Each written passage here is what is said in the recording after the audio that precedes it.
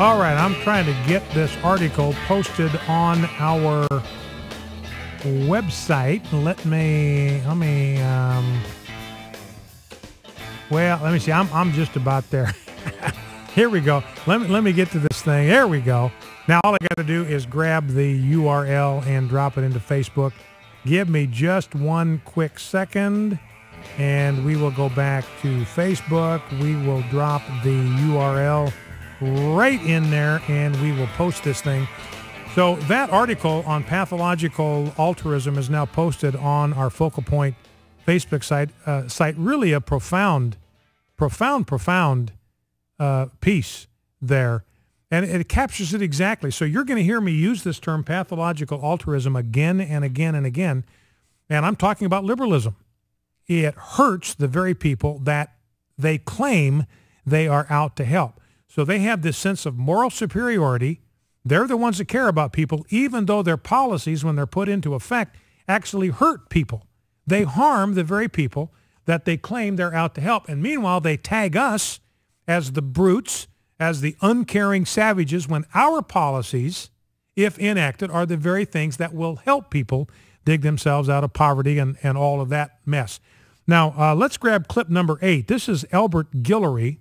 He's a state senator in Louisiana, was a Democrat. Now he's a Republican.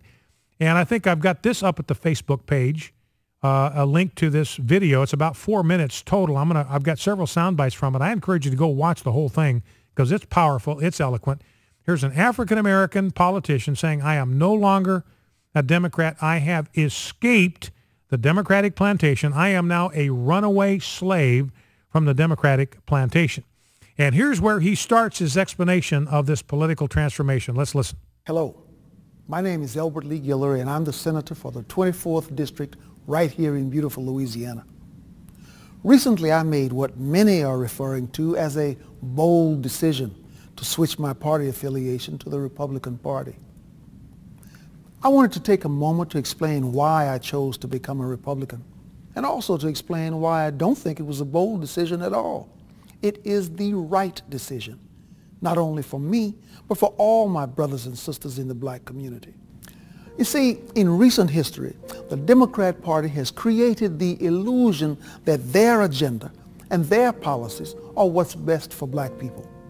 Somehow it's been forgotten that the Republican Party was founded in 1854 as an abolitionist movement with one simple creed, that slavery is a violation of the rights of man.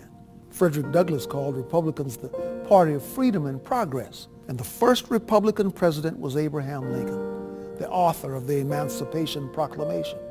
It was Republicans in Congress who authored the 13th, 14th, and 15th Amendments, giving former slaves citizenship, voting rights, and due process of law. So Albert Gillery says, look, one of the reasons I'm not a Democrat anymore is I got to looking at history.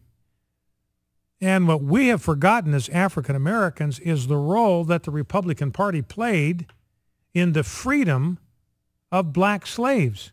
Which political party was it that believed that slavery was a violation of the rights of man? It was not the Democratic Party. It was the Republican Party.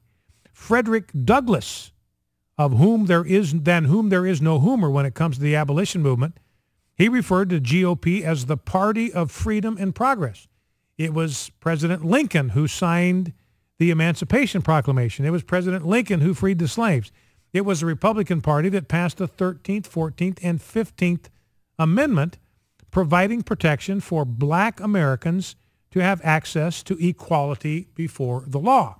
So he's saying, look, we've forgotten our history. It's the Republican Party that's done more to liberate the black man, while the Democrat Party at the same time was trying to oppress us. And this is where he draws the contrast. He says Republicans were about liberating, they were about abolishing slavery, about freeing the slaves, about giving black Americans equal access, full protection under the law. Here's what the Democrats were doing on the other hand. Let's listen. The Democrats, on the other hand, were the party of Jim Crow. It was Democrats who defended the rights of slave owners. It was the Republican President Dwight Eisenhower who championed the Civil Rights Act of 1957. but it was the Democrats in the Senate who filibustered the bill. You see, at the heart of liberalism is the idea that only a great and powerful big government can be the benefactor of social justice for all Americans. But the left is only concerned with one thing: control. And they disguise this control as charity.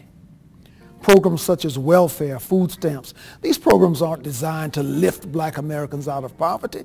They were always intended as a mechanism for politicians to control the black community. The idea that blacks, or anyone for that matter, need the government to get ahead in life is despicable. So he said, I mean, this is powerful stuff. I mean, you catch the intensity of what this guy is saying. This is powerful, powerful stuff. And he says, look, what animates liberalism is not care for black Americans. Democrats do not care about black Americans. They simply want to control them. What all these food stamp programs, what all these welfare programs are about, they're not about helping people. They're not about lifting people up. They are about controlling people, making them hostage to a great and powerful big government. So he's exposing the fact that at the root of liberalism is a belief in government rather than a belief in God. And this is a very telling thing. It goes right back to that article I was reading to you about pathological altruism. The left is only concerned with one thing: control, and they disguise this control as charity. That is pathological altruism. They appear to be helping the little guy, helping the African-American community. What it's really about is not helping them. It's about controlling them. And if you were to think there's one difference between liberalism and conservatism, it is this: liberalism is about control, conservatism is about freedom. Now here is a third soundbite from this video, again talking about this distinction between liberalism and conservatism and why it's prompted him to leave the Democratic Party. Let's listen. And even more important, this idea is a failure. Our communities are just as poor as they have always been. Our schools continue to fail children. Our prisons are filled with young black men who should be at home, being fathers. Our self-initiative and our self-reliance have been sacrificed in exchange for allegiance to our overseers, who control us by making us dependent on them. Sometimes I wonder if the word freedom is tossed around so frequently in our society that it has become a cliche. The idea of freedom is complex and it's all-encompassing. It's the idea that the economy must remain free of government persuasion. It's the idea that the press must operate without government intrusion. And it's the idea that the emails and phone records of Americans should remain free from government search and seizure. It's the idea that parents must be the decision makers in regards to their children's education, not some government bureaucrat. Man, I'm telling you, ladies and gentlemen, that just sends chills up and down my spine. I'm hoping you're as affected by this as I am. He's saying, look, it'd be one thing if this pathological altruism of liberals, if it worked. But he said it's not. We in the African American community, we're just as poor as we have always been. We've dumped $20 trillion now into the war on poverty. We got more poor people than we ever had before. Our schools are in shambles. Our kids are not getting an education. We've got more young black men in prison when they should be home, loving their wives and raising their children. We've completely lost the concept of self-reliance. We are now helplessly dependent on our overseers. So it'd be one thing, parents have no choice in education. Their kids are going to terrible schools and they have no control over it. We've got government, because of liberal policies, intruding itself into every nook and cranny of public life. And then he's got one more last final soundbite. Let's listen. But most importantly, it is the idea that the individual must be free to pursue his or her own happiness, free from government dependence and free from government control. Because to be truly free is to be reliant on no one other than the author of our destiny.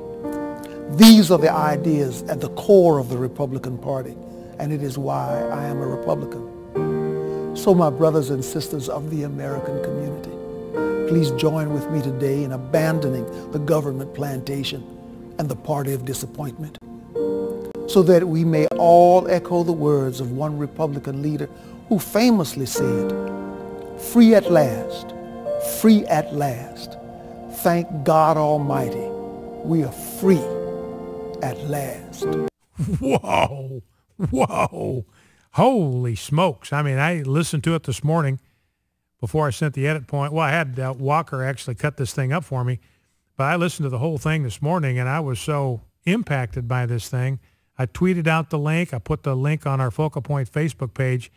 I'm telling you, ladies and gentlemen, if you go to our Focal Point Facebook page, find this link, watch this video, and forward it to your friends, because this is as eloquent and as elegant a summary of the difference between conservatism and liberalism as you are going to find, and it's coming from the mouth of somebody who until a month ago was a card-carrying member of the Democratic Party. And he said, look, this is where freedom is found. And again, I want to emphasize this, that the difference between liberalism and conservatism is found in two words. Liberalism is about control. Conservatism is about freedom. Liberalism is about dominating people's lives. It's about intruding the government into every sphere of life. It's about the elites telling you what to do, telling you what to eat, telling you how high the thermostat can be in your home, telling you what kind of car you have to drive. That's liberalism. It's about control. It's about authoritarian mandates. What conservatism is about, it's about freedom.